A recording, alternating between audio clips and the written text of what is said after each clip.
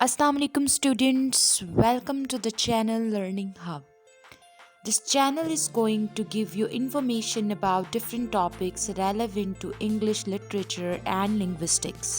अब ये हमारा लास्ट पार्ट है कंजक्शंस के ऊपर। इसके अंदर हम बात करेंगे conjunctions versus preposition versus adverbs और कंजक्शनल फ्रेजेस। फिर हम कॉमन एरर्स की बात करेंगे जो स्टूडेंट्स करते हैं। फिर हम लिंग्विस्टिक्स एक्सप्लेनेशंस देंगे और पोजीशन देखेंगे कंजक्शंस की होती क्या है। फिर हम डिफरेंसेस देखेंगे कंजक्शंस में और दूसरे कनेक्टर्स में। So let's start.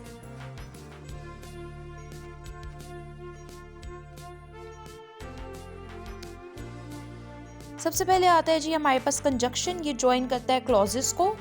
अच्छा, ये हमें पता है कि कंजक्शंस का काम होता है ज्वाइन करना, चाहे वो क्लॉज को कर रहा है, चाहे वो फ्रेज को कर रहा है, चाहे वो वर्ड्स को कर रहा है, जिसको भी कर रहा है। अब यहाँ पर हमें एग्जांपल नज़र आई, he works because he needs money. वो काम करता है क्योंकि उसे पैसों की ज़रूरत है।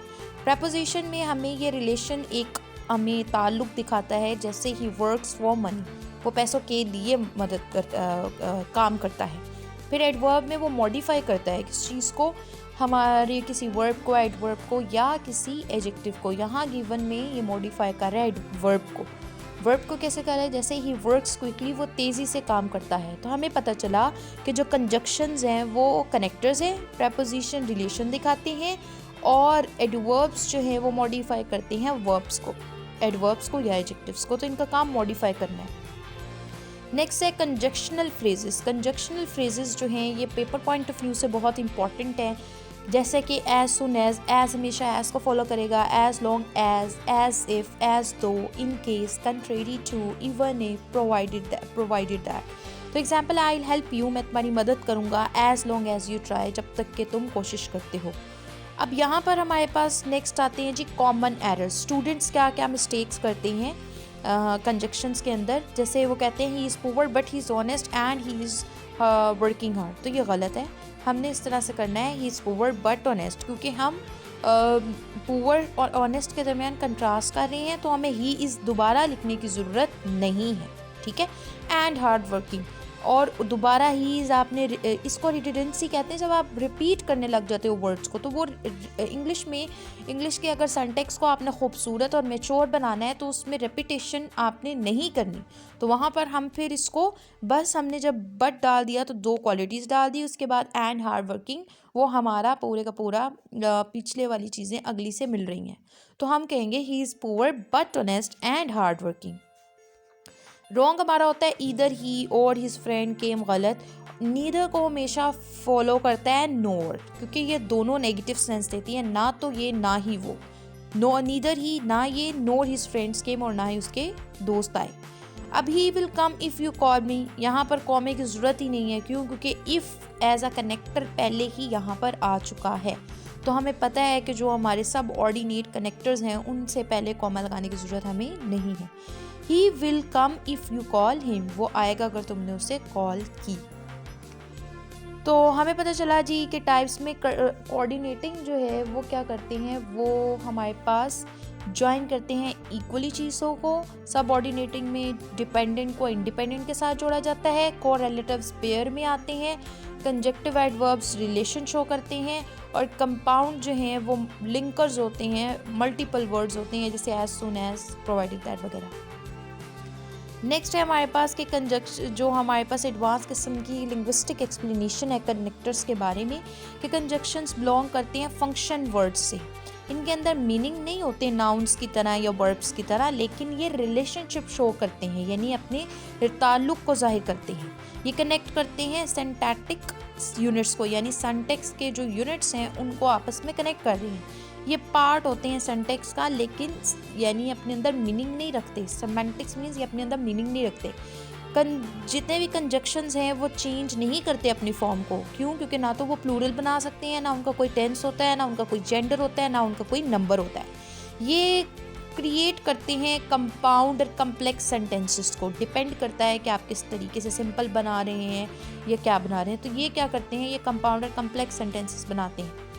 अब जो फैन बॉयज़ हैं वो कंपाउंड सेंटेंसेस बनाते हैं। सबऑर्डिनेट कंजक्शंस हैं वो कम्प्लेक्स सेंटेंसेस बनाते हैं। अगर हम पोजीशन देखें कंजक्शंस की, तो कोऑर्डिनेटिंग जो कंजक्शंस होती हैं वो मिडल में आते हैं। जैसे शी ट्राइड बट फेल्ड, तो मिड में आ गया बट। सबऑर्डिनेट जो हैं वो स्टार्ट या मिड में आते हैं, या बिकॉज स्टार्ट में आ गया या बिकॉज मिड में आ गया। Because he was late he we left because he was late. ठीक है, तो अगर हमारे पास स्टार्ट में आ रहा है तो दो क्लॉजेस के दरमियान कोमा होगा, और अगर दरमियान में आ रहा है तो कोई कोमा नहीं होगा, क्योंकि वो खुद जोड़ने के लिए काम कर रहा है और डिपेंडेंट क्लॉज को जोड़ है वो इंडिपेंडेंट के साथ। कोरिलेटिव्स कंजक्शंस जो होते हैं वो हमेशा पेयर में आते हैं, जैसे not only Ali but also सारा, सिर्फ अली नहीं बल्कि सारा ने भी पास किया। कॉमन मिस्टेक्स ये हैं कि दो कंजक्शंस को इकट्ठे मिलाते हो, कैसे गलत मलत मिला देते हो, जैसे ऑल दो she was tired but she worked hard, गलत हो गया, बट लगाने की ज़रूरत ही नहीं है आपको, ऑल दो she was tired comma she worked. Incorrect आपको रिलेटिव की पेयरिंग कर देते हो, जैसे ईदर अली और अहमद एंड सारा किंग, ये तो बिल्कुल गलत है, आपने दो लोगों के दरमियान में और का इस्तेमाल करना होता है कि ईदर अली और अहमद किंग।